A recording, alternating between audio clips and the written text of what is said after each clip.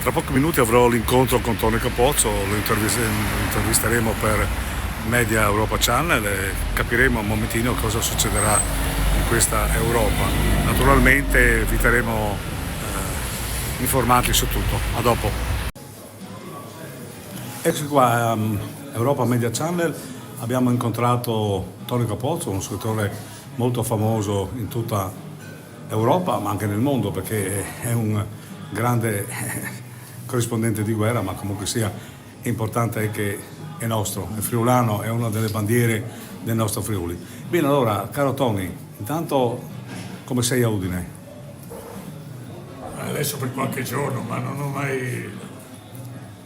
mai perso i contatti con i Friuli, insomma, ho sempre cercato di annaffiare le radici, quindi ogni scusa è buona per passare qualche giorno a Udine. Sto a Milano adesso, ho vissuto la vita, la mia vita di lavoro è stata fra Roma e Milano, però ho consumato tanti passaporti nella mia vita, ma insomma le radici ci sono salde, sono qua, sono salde. Intanto vanno annaffiate. Bene, allora senti, buono. tu sai che in questo momento c'è un periodo di guerra e tu sai cosa vuol dire, perché i teatri di guerra li hai provati sulla pelle, insomma, ecco.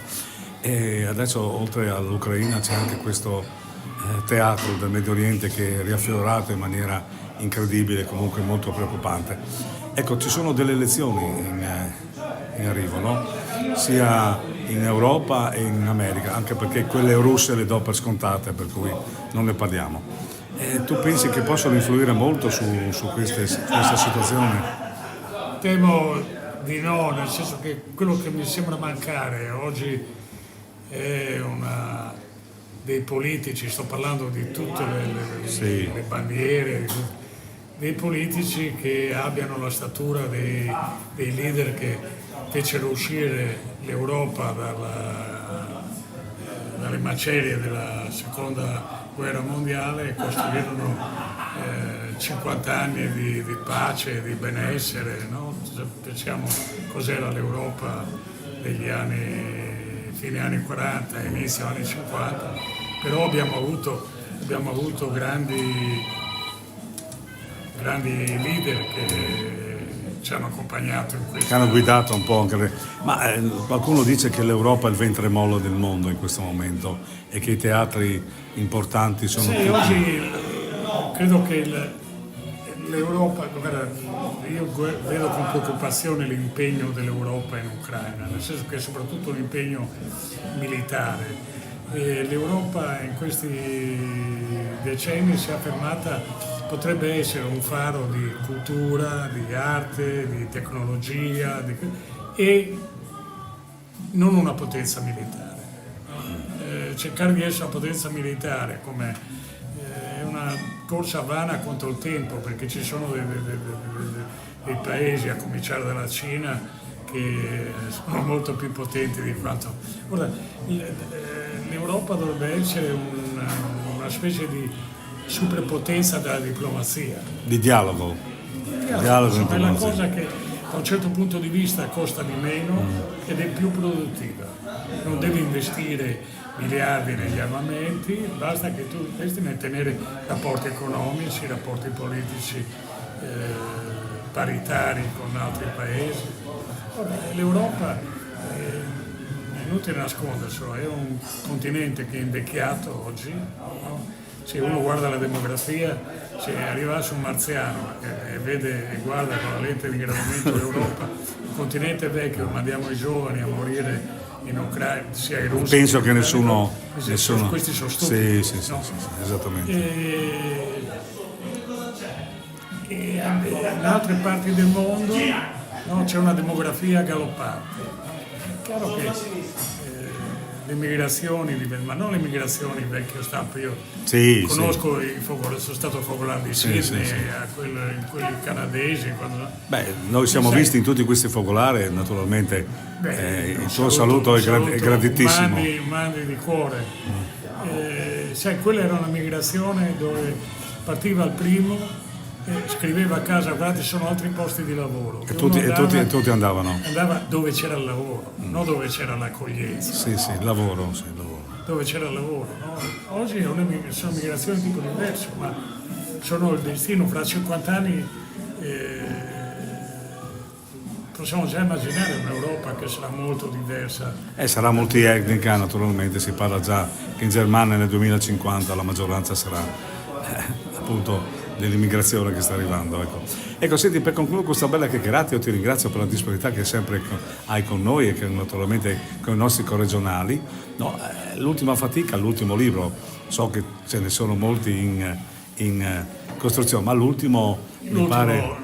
Nessuno più canta per strada è un racconto di piccole storie dell'Italia degli anni '80. No? Quando abbiamo smesso, abbiamo finito praticamente di essere un paese industriale e contadino, eravamo quello, a diventare, allora si chiamava terziario avanzato. Sì. Ed è il passaggio cruciale da un mondo in cui forse non c'era tanto benessere, no? Però c'era molta più fiducia, molta più speranza e persino più allegria. No? Qualcuno dice che ci si aiutava di più, per semplificare. Guarda, abbiamo cominciato queste cose qua, il telefonino, il primo in Italia è arrivato nel 90. No?